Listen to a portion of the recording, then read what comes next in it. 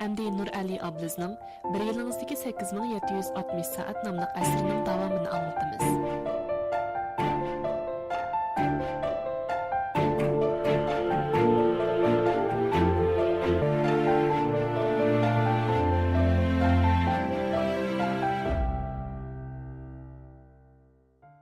Düşenbe günü.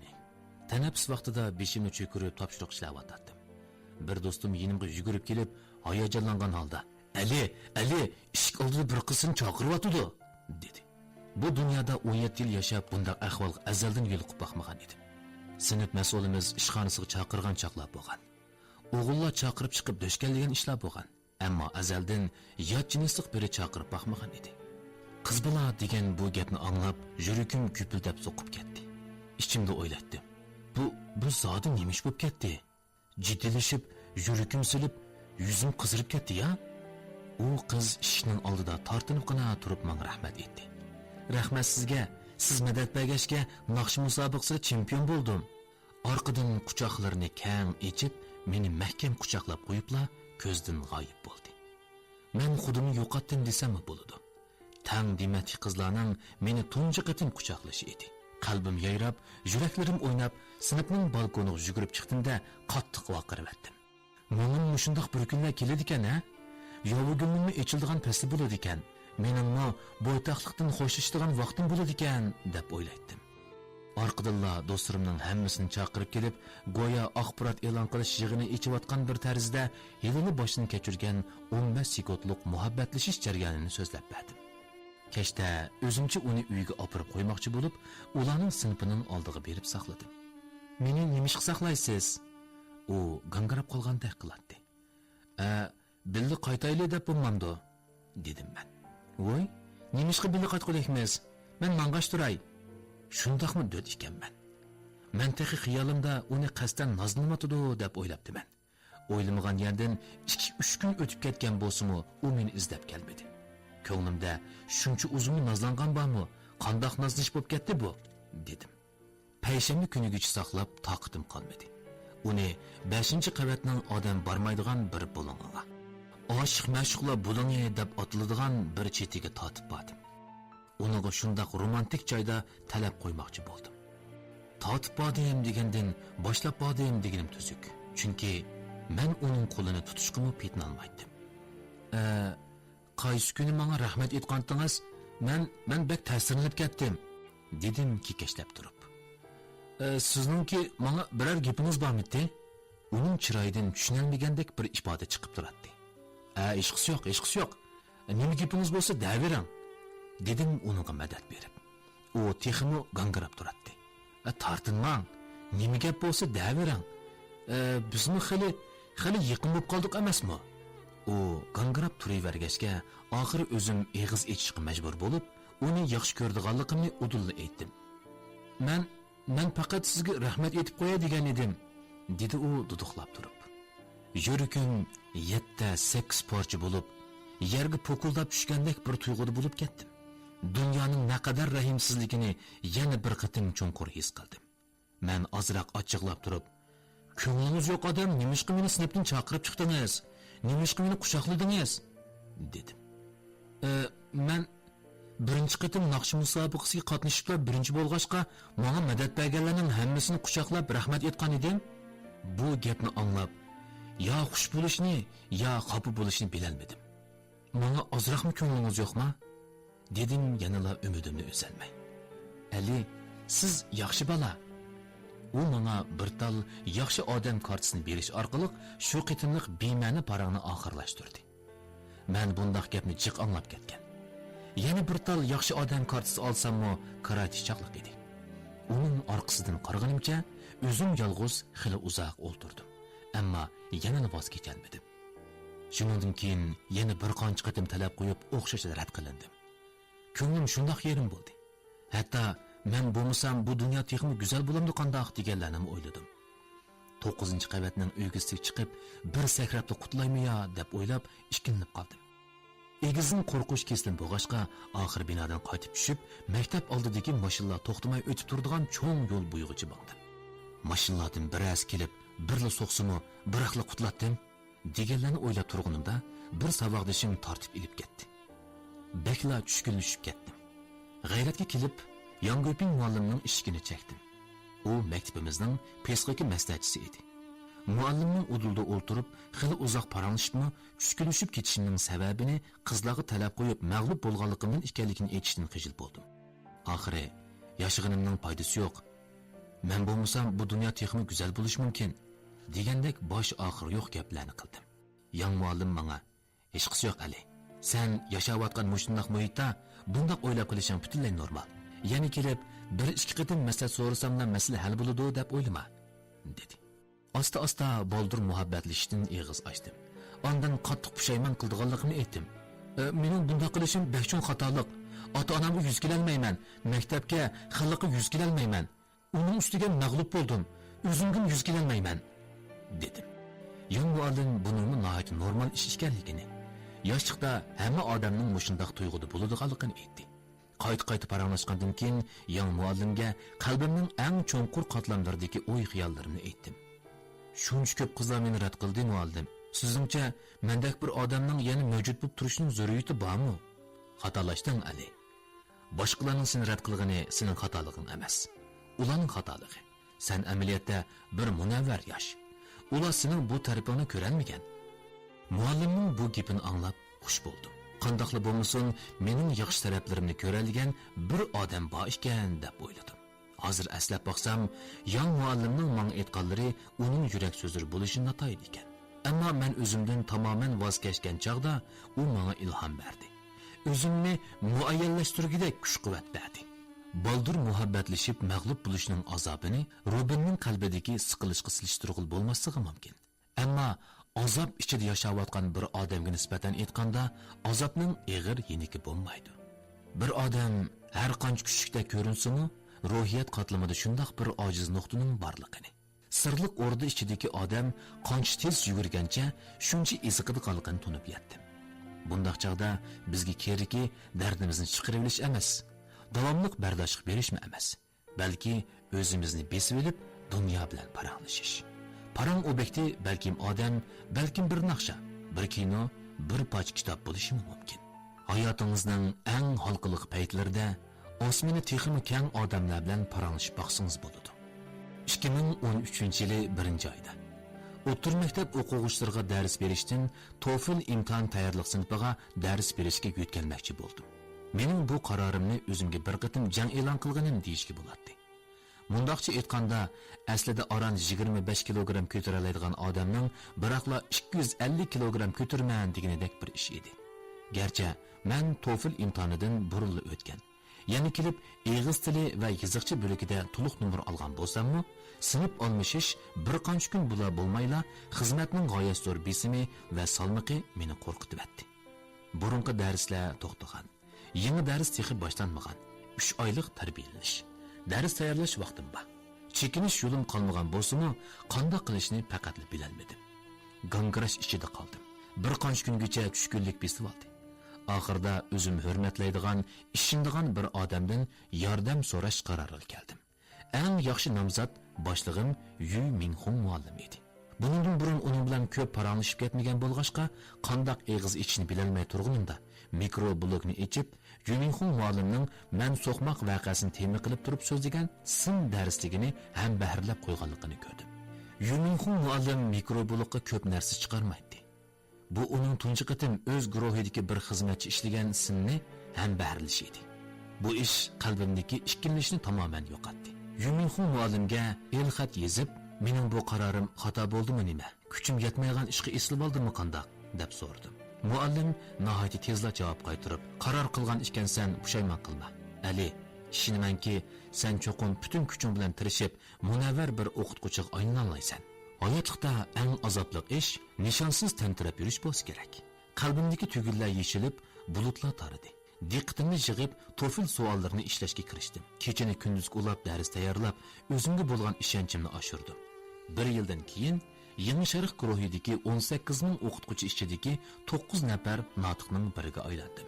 Yu Minghong muallimning ayni chaqda menga ilhom berganidan cheksiz minnatdor bo'laman. O'zimning gangirab qolgan chaqda yordam so'rashni bilganimga rahmat aytqim keladi. Mayun mundaq deydi.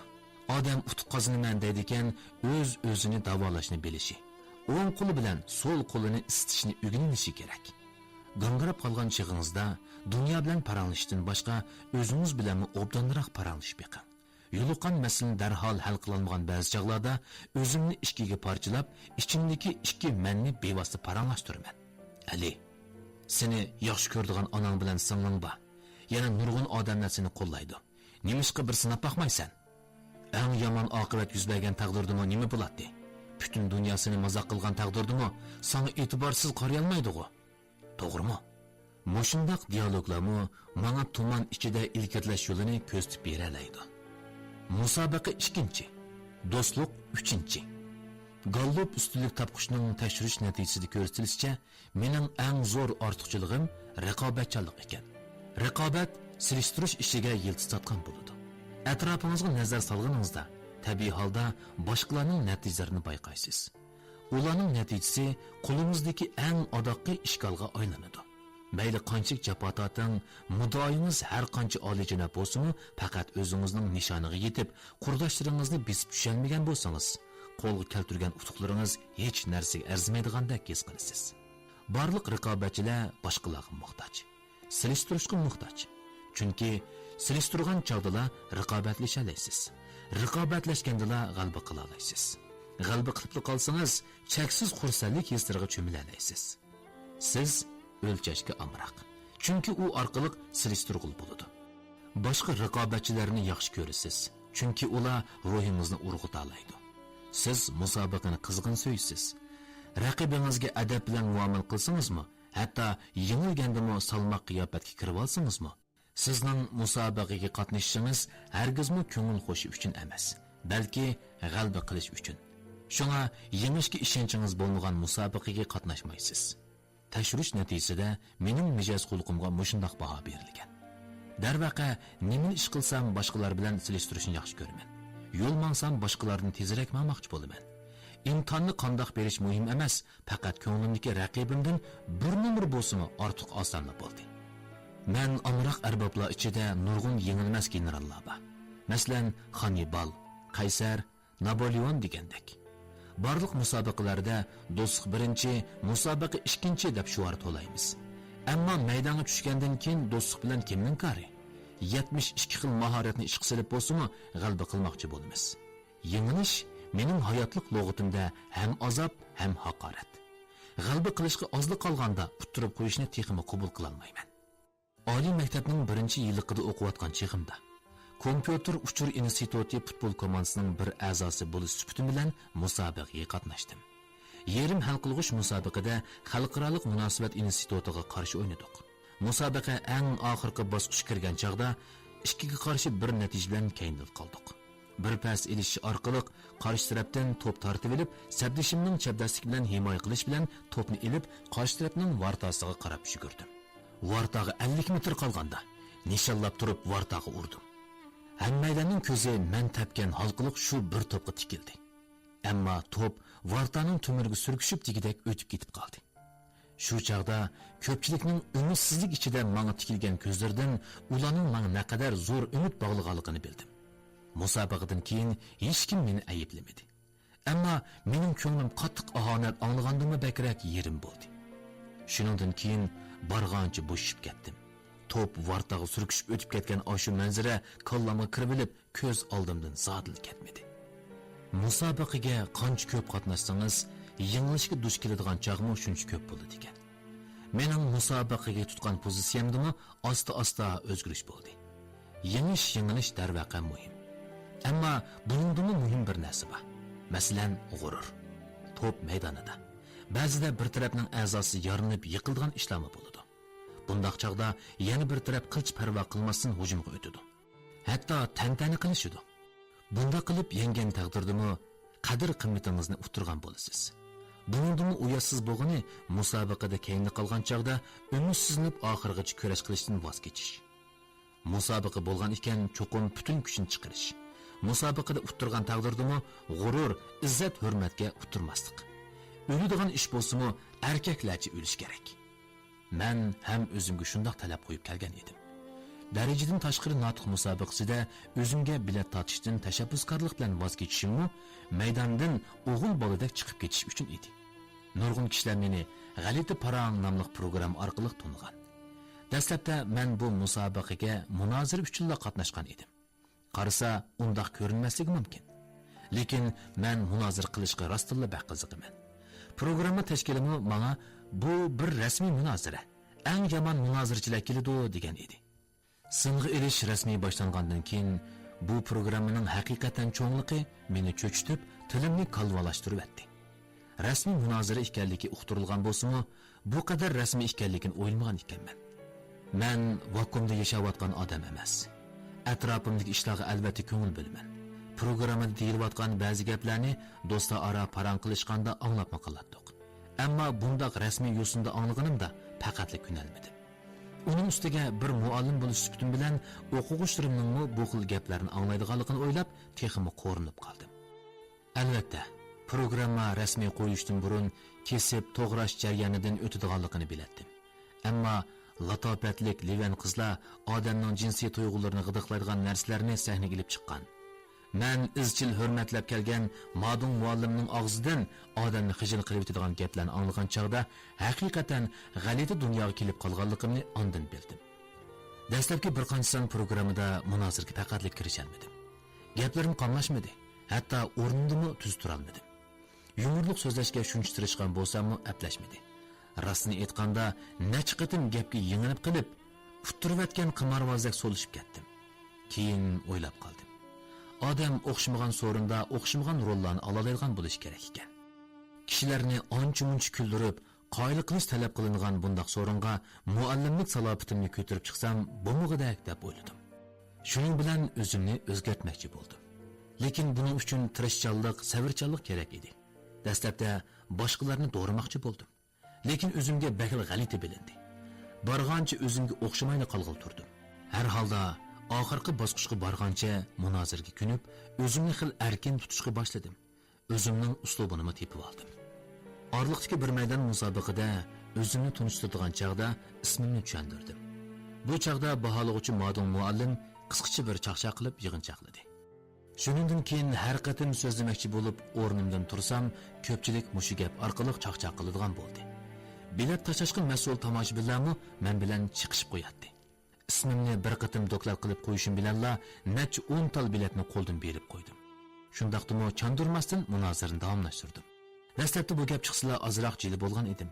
Ammo eng oxirgi bir maydon musobaqada o'zimdagi xuduqsirashni cho'rib tashlab, o'zimni o'yin qilish usullarini tanlab, sahnaga chiq qalpoq kiyib, o'shiq ko'tarib chiqdim. Garchi birinchi bo'lolmagan bo'lsam-mu, ko'pchilikning ko'nglini utdim. Boshda uttirib, keyin utdim.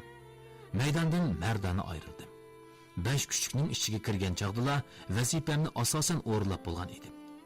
Oxirgi natijaning qanday bo'lishidan qat'iy nazar, men bu program orqali yangi narsalarni o'rganib olgan edim va o'zimni o'zgartdim. Yaqinda 34 tillik vaqt boshqarish usulini texnik ko'p kishilarga tunishtirish uchun darajadan tashqari muallim, ya'ni Chowchi Laoshi musobaqasiga qatnashdim. Tanlash musobaqasidan yuqori natija bilan tanlanib chiqdim. Hal qilg'ish musobaqaga kelgan chaqda men aslida oliy maktab o'qituvchilari bilan musobaqalashim kerak edi. Ammo meni boshlang'ich maktab o'qituvchilari bilan kuch ilishishga o'rlashtirib qo'yibdi.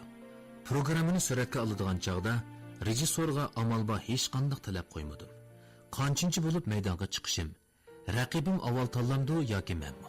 Bundaq ishlarda faqat tanlashib o'ltirmadim. Ammo meni boshlang'ich maktab o'qituvchilari bilan bir guruh qilib qo'yganligini bilgan chig'imda faqatla rahat bo'la olmadim.